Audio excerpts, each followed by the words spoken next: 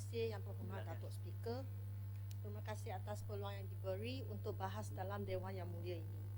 Patut merafak sembah menjunjung kasih atas keberangkatan dan titah duli Yang Maha Mulia Sultan Ibrahim Ibni Almarhum Sultan Iskandar, Sultan yang di-Pertuan bagi negeri dan jajahan Takluk Johor Darul Takjim, sempena pembukaan rasmi penggal persidangan pertama bagi Dewan Negeri Johor yang ke-15.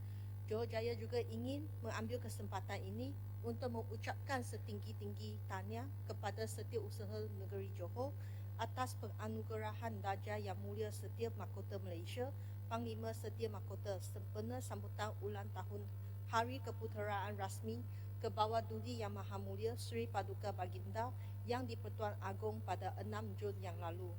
Penganugerahan ini diberikan kepada Tan Sri merupakan satu sejarah dan kebanggaan kepada perkhidmatan awam Johor. Semoga penganugerahan ini dapat menjadi sebagai satu contoh kepada anggota kaki tangan kerajaan yang lain supaya terus komited, semangat dan berkhidmat demi bangsa Johor. Yang Berhormat Datuk Speaker, sejak tahun 2014, hari hujung minggu di negeri Johor telah ditukar ke hari Jumaat dan Sabtu. Dengan ini, semua agensi kerajaan dan sekolah telah bekerja atau telah bersekolah pada hari Ahad. Namun, pihak swasta tetap kekalkan hari rehat pada hari Sabtu dan Ahad. Jadi, bukan sahaja ramai ibu bapa dan anak-anak tidak dapat meluangkan masa yang cukup bersama anak mereka, terutamanya apabila mereka nak merancang cuti minggu. Tetapi juga banyak keluhan syarikat-syarikat asing dan swasta bahawa cuti hujung minggu yang berbeza antara kerajaan dan swasta telah mewujudkan pelbagai kesulitan bagi mereka.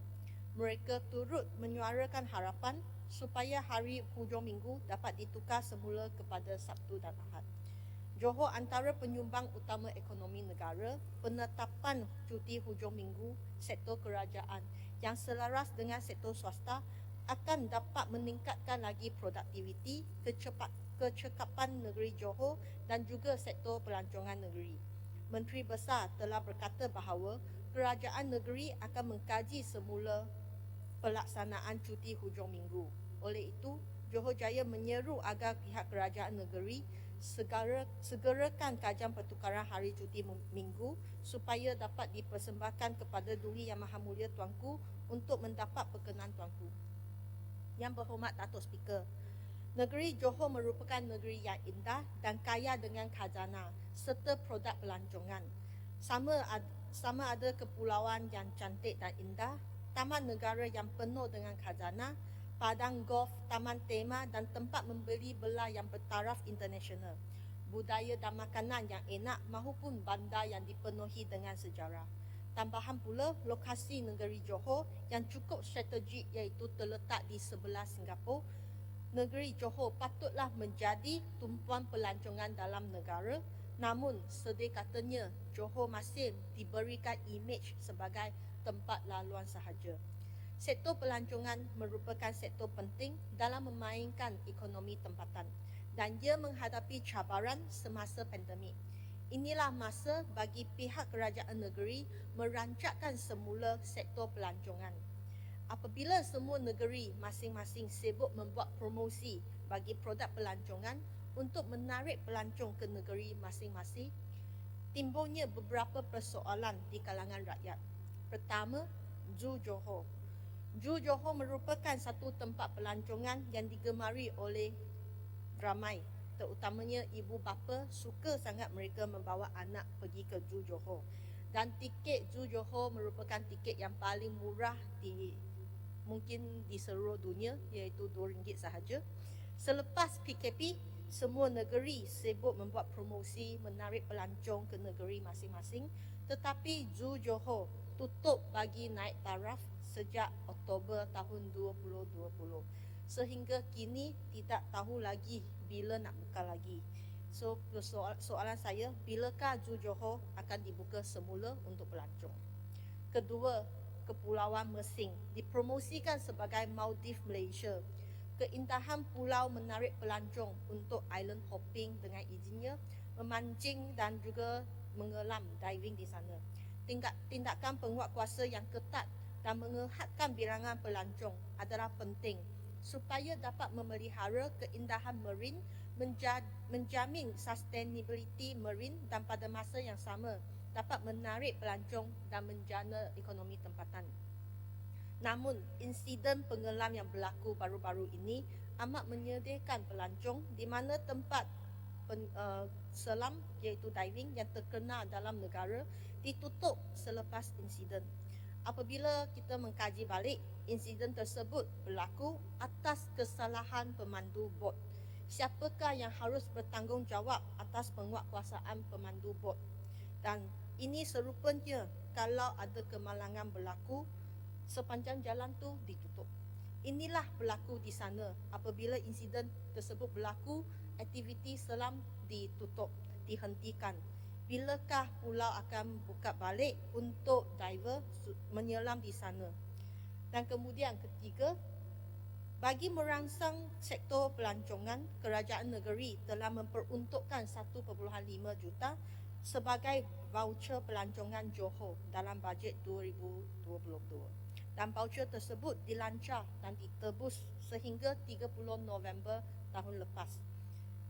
Bagaimanakah prestasi penebusan voucher tersebut dan adakah voucher tersebut akan diteruskan bagi tahun ini? Johor Jaya menjunjung titah tuli Yang Maha Mulia Tuanku, sistem penswastaan mesti dikaji semula dan jabatan yang bertanggungjawab atas produk pelancongan mesti memandang serius. Apakah rancangan pihak kerajaan bagi mewujudkan produk baru dan atau mengambil balik produk yang telah diswastakan yang tidak diurus dengan sempurna? Yang berhormat Datuk Speaker, 2 hari yang lepas masalah trafik di CIQ KSAB sekali lagi timbul dan ini tetap merosakkan imej pelancongan di negeri Johor. Menurut berita, pelancong mengadu bahawa bas pelancongan menunggu selama 4 jam untuk mendapatkan dengan izinnya clearance di CIQ dan laluan diberi dulu kepada bas kilang dan industri. Ini memang menyedihkan pelancong. Semasa Kerajaan Pakatan Harapan, kami telah mewujudkan task force untuk memantau dan merancang penaiktarafan bangunan, penambahan laluan supaya mempercepatkan proses laluan bagi pelancong. Johor Jaya ingin tanya, apakah status bagi penaiktarafan bangunan CIQ KSAB ini untuk menyelesaikan masalah yang timbul? Dan kini sempadan pun sudah dibuka semula. Johor memang menerima ramai pelancong Singapura yang datang, tetapi mereka hanya datang untuk menjalankan aktiviti pelancongan harian iaitu day trip sahaja. Dengan saya ambil contoh, dengan membeli grocery, mengisi minyak kereta, menjamu selera dan semua dijalankan di Johor Bahru sahaja. Pelancong yang sedia ada ini patutlah kita target dan memanjangkan lawatan mereka dan melawat ke daerah yang lain. Itulah saya memupuk pelancongan daerah iaitu pelancongan tempatan dan wakil rakyat tempatan merupakan spokesperson dengan izinnya atau duta pelancongan yang paling baik bagi kawasan masing-masing. Dengan ini, Johor Jaya mencadangkan peruntukan khas atau program promosi yang melibatkan wakil rakyat masing-masing dapat dijalankan untuk mempromosikan kawasan masing-masing sebab wakil rakyat paling memahami kawasan masing-masing. Dan pelancongan tempatan tetap akan membantu dalam membangunkan ekonomi tempatan. Pihak Tourism Johor perlu meningkatkan lagi promosi dan usaha yang lebih agresif dalam promosi. Promosi perlulah dibuat dengan berbaloi di platform yang mendapat pulangan, promosi di tempat yang sesuai. Buatlah kajian supaya promosi bukan syok sendiri sahaja. Promosi dan informasi yang betul-betul boleh sampai ke pelancong domestik atau luar negara. Dengan ini, barulah pelancongan negeri Johor dapat bersaing dengan pelancongan negeri lain. Yang berhormat Datuk Speaker, sejak kebelakangan ini, kita sering baca berita dan dapat aduan berkenaan dengan skam atas talian. Contohnya, saya terima kes di mana senario 1, mangsa menerima panggilan. Katanya sama ada mereka disyaki terlibat dalam money laundering dan mangsa diminta untuk membuat transaksi wang ke satu akaun yang diberi. Atau senario kedua, mangsa menerima panggilan katanya terdapat parcel di post office atau immigration. Dan sama juga mangsa perlulah buat bayaran supaya dapat balik parcel tersebut. Senario ketiga, mangsa menerima panggilan, katanya mereka mengelak bayaran cukai dan akaun akan dibeku, dan maka mereka perlu membuat bayaran dengan serta-merta. Malangnya, mangsa sedar ditipu selepas membuat transaksi dan turut membuat laporan polis. Kes seperti ini dikategorikan sebagai Macau scam atau jenis scam atas talian, dan siasatan pihak PDRM bahawa akaun tersebut merupakan akaun orang tengah. Ini bermaksud orang tengah ini meminjamkan akaun mereka kepada mana-mana pihak termasuk sindiket. Saya kagum dengan mengapa pihak PDRM dapat kesan orang tengah atau pemegang akaun, tetapi tidak dapat menangkap mastermind dengan izinnya di belakang. Dan kes ini terus berulang dan berulang. Kalau kita bandingkan hukuman yang sedia ada, saya rasa hukuman tidak memadai. Setahu saya, buat masa kini, undang-undang yang diguna pakai adalah di bawah Seksyen 414 hingga 420 Kanun Kesesaan, iaitu bahagian yang menyentuh kes penipuan. Sebagai contoh, hukuman di bawah Seksyen 411 atau 414 tidak ada hukuman mandatory penjara. Malah orang yang bersalah tersebut boleh terlepas dengan memberi hukuman denda sahaja. Contohnya, orang pemegang akaun tersebut yang terlibat hanya denda RM1,000 sahaja di Mahkamah Magistrat. Hukuman seperti ini siapa takut? Sebab mereka akan terus meminjam akaun mereka kepada sindiket.